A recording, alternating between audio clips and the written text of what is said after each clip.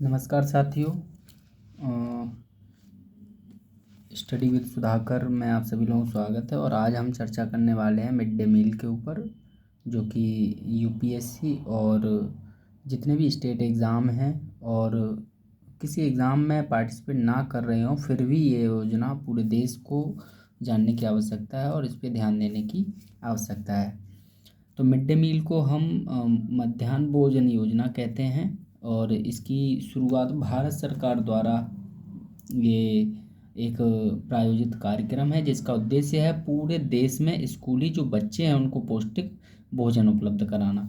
इस योजना का प्राथमिक जो उद्देश्य है वो है स्कूलों में नामांकन और उपस्थिति बढ़ाना, बच्चों की पोषण स्थिति में सुधार करना और शिक्षा में सामाजिक समानता लैंगिक जो समानता है उसको प्रोत्साहित करना।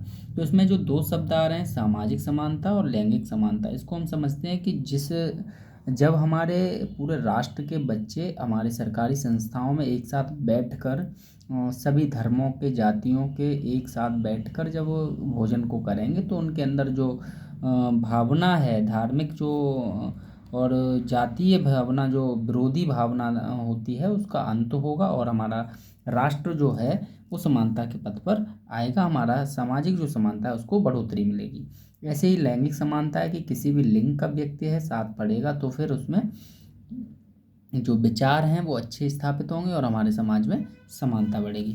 इसकी शुरुआत है, इसके इतिहास पे जब हम एक नज़र डालते हैं तो 1925 में ये मद्रास नगर निगम के द्वारा ये योजना शुरुआत की गई थी। इसके तहत हम वहाँ के जितने भी स्कूल होते थे मद्रास नगर निगम के अंतर्गत सरकारी जो संस्थाएं होती थी उन सरकारी संस्थाओं में इस तरीके का योजना चलाई जाती थी और मुफ्त दोपहर का भोजन दिया जाता था। उसके बाद आता है 1962, 60 से 62।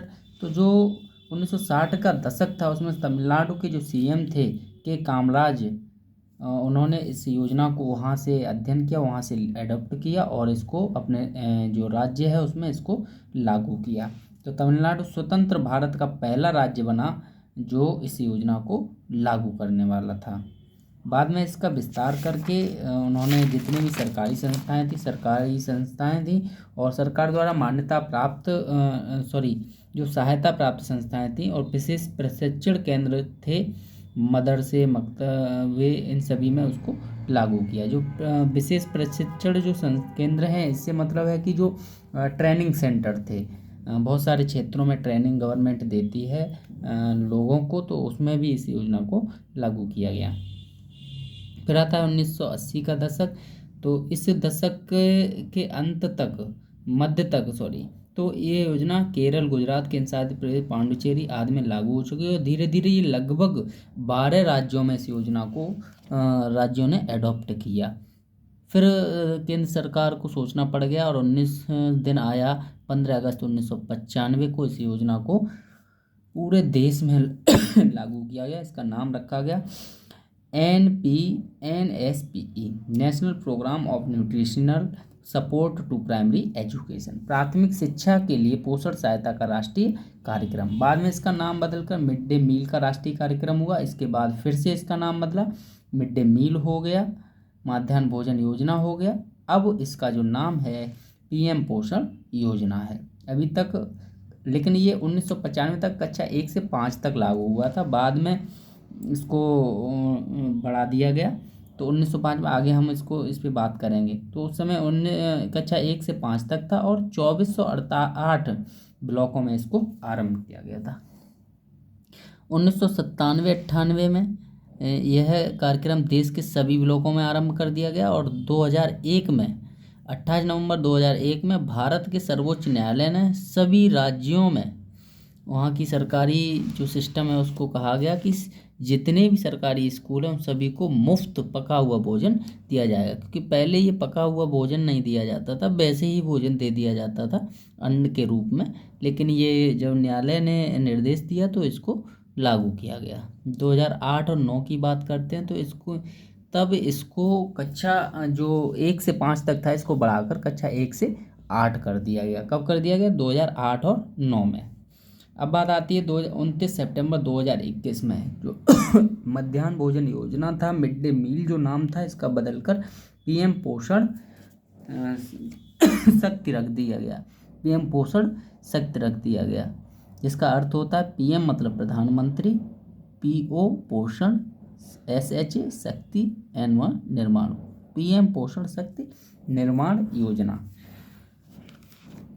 फिलहाल यह योजना लगभग 11.20 लाख सरकारी स्कूलों में चल रही है, जो कि कक्षा 8 तक के स्कूल हैं उन सभी में चल रही है। लगभग 11.80 करोड़ बच्चे इसको लाभान्वित हो रहे हैं इससे।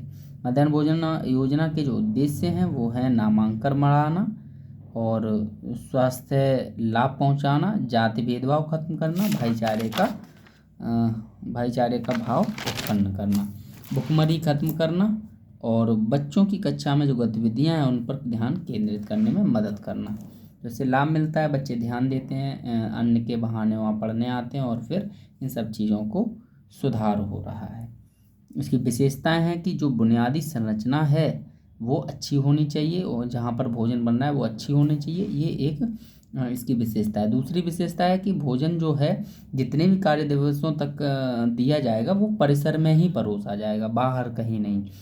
नेक्स्ट है कि जो निधि है अगर समाप्त हो जा रही है, मध्याह्न भोजन निधि समाप्त हो जा रही है, तो प्रधानाध्यापिका या प्रधानाध्यापक जो होते हैं वो विद्यालय निधि का उपयोग करने का अधिकार है उन्हें। मध्याह्न भोजन योजना भोजन पकाने के लिए एग मार्क युक्त वस्तुएं खरीदी जाती हैं। तो जो भी एग मार्क युक्त, जो हमारा भारत सरकार के द्वारा एक टैग लगाया जाता है जो सेटिस्फाइड होता है भारत सरकार के द्वारा कि हाँ ये बिकने और खाने के लिए युक्त है ये चीज़ें, तो वो वहाँ से एग मार्क का जो टैग लगता है वो वस्तुएं खरीदी जाएंगी और उनको ही पकाया जाएगा। 2 या 3 वयस्क स्कूल के प्रबंधन की समिति द्वारा पकाए गए भोजन का स्वाद लेते हैं, उसके बाद बच्चों को खिलाया जाएगा। देखो इसके हम वित्तीय व्यवस्था की बात करते हैं तो केंद्र और राज्य उस समय 75 और 25% का हिस्सेदार था, और केंद्र शासित जो प्रदेश हैं उसमें ये 100% केंद्र ही देता था। और केंद्र द्वारा क्या क्या देखो क्या क्या दिया जाता है, गेहूँ, चावल, अन्य पौष्टिक पदार्थ, किचन और स्टोर रूम, ये सब केंद्र द्वारा ही देखा जाता है। और 25 बच्चों पे एक रसोइया और एक सहायक जो बनाने वाले होते हैं दोनों, वो दिए जाते हैं। 26 से 100 अगर बच्चे हो रहे हैं तो 2 रसोइये 2 सहायक दे दिए जाए। वर्तमान में ये स्थिति 60% और 40% है, केंद्र 60 देता है और राज्य 40 दे रहा है।